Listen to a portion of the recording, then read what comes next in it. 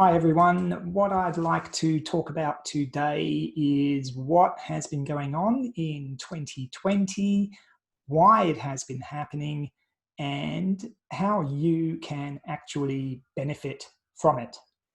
So 2020, what a year. I don't need to say too much about this. Obviously, this is a year that has been very challenging for a lot of us. Now, I had a chat with an astrologer today, and I am super excited about what he told me, and I would really love to share it with you, which is why I decided to make this video. So a quick disclaimer, first of all, I'm not an astrologer, so if you're watching this video and you do know a bit about astrology, which means you probably know more than me, my apologies. I'm sure I haven't got this 100% accurate, but nevertheless, hopefully I'm close enough to be able to help some other people understand a little bit about what's been going on. So what has been going on in 2020? Well, on January the 12th, Saturn and Pluto, if we imagine these two planets, Saturn and Pluto, basically they came together in the sign of Capricorn. So what does that mean? Well, I'll do my best to explain it. So Capricorn represents society. Basically, it's the world in which we live. Now, not only is Capricorn society, but it's also at the peak of the cycle. So if you can imagine a cycle, everything goes through a cycle. In life, you know, your life, you're born, you grow up, you mature, and then you get old and die. You know, everything goes through that cycle. Businesses go through that cycle. The property market goes through that cycle. Now, Capricorn is kind of at the peak of that cycle before things start to fall apart and decay, which they need to do in order for there to be a rebirth and new growth and new life. So that's the context in which we're operating. You know, this is basically society, the world, you know, whatever whatever Saturn and Pluto are doing, it's going to affect the world. Okay. So far this makes sense, right? Because we all know the whole world is going through some sort of transition. So let's talk a little bit about Saturn and Pluto. So Saturn is your father figure. Now, the way that I think about Saturn is that, you know, from time to time, dad comes home and he makes sure that everybody's doing what they're supposed to be doing and that they're following the rules, you know. So if dad comes home and the kids have been staying up late and they've been eating chips in bed and their toys are all over the floor, well, dad's not very happy and he's going to say, hey, you know what? Start following the rules. You know, these are the rules that make for a happy household. You know, so this is the role of Saturn. Saturn's checking in with the world, society, and making sure that everything is in order. Okay, so anywhere that was not in order, Saturn's not going to be too happy about it. Okay, now what has made 2020 so powerful is that, you know, along with this force from Saturn, we've also had Pluto join the party, and Pluto, I think of Pluto as being like the wrecking ball. You know, Pluto gets things done. Pluto is going to smash anything that should not be there and make way for something better, newer, to replace it, basically. So that's a pretty good, explanation of what has been happening in 2020 so far, isn't it? You know, we've had the whole world, our whole society affected, and, you know, we've got Saturn and Pluto are really shaking things up. So, you know, anywhere that's not as it should is in for a bit of a wake-up call.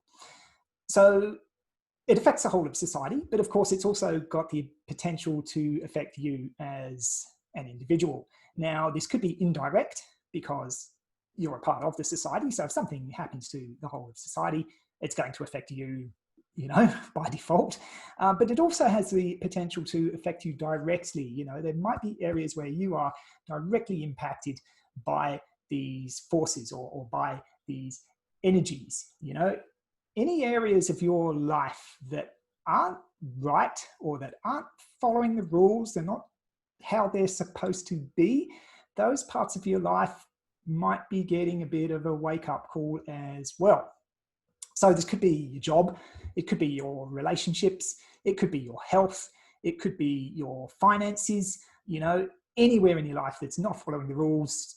Something might come along to kind of force you to face it and do something about it.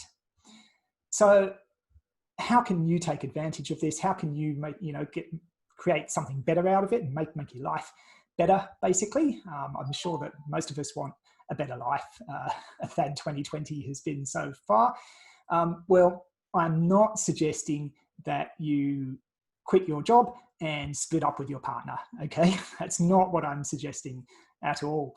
The best advice I can give is that if there's an area in your life where, for whatever reason, something's happened where, there is a need or an urge to change and to do something different, recognize it, acknowledge it, accept it, and act on it. Go with that flow. That is the best advice I can give. Do not try to hold on and resist and force and control and keep things the way that they were.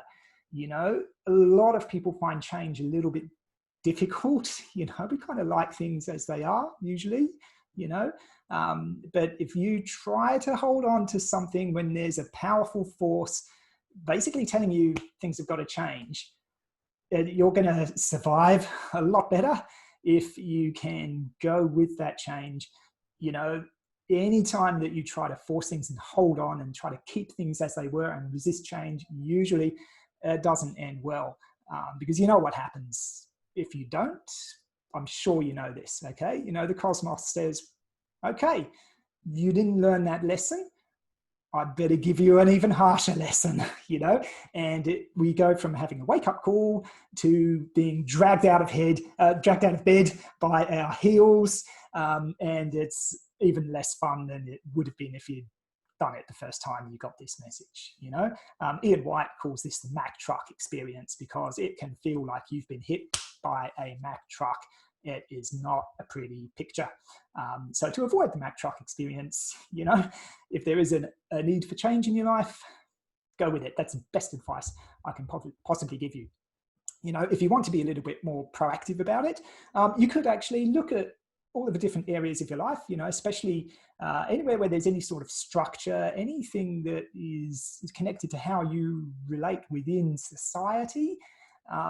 Look at it and ask yourself, is this how it should be? Am I in integrity with this part of my life? Is there an equal exchange? Now, if there's not, this is probably a good time to start taking some steps to do something about it.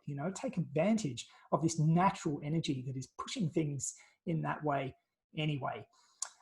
So 2020 has been a really tough year for a lot of people.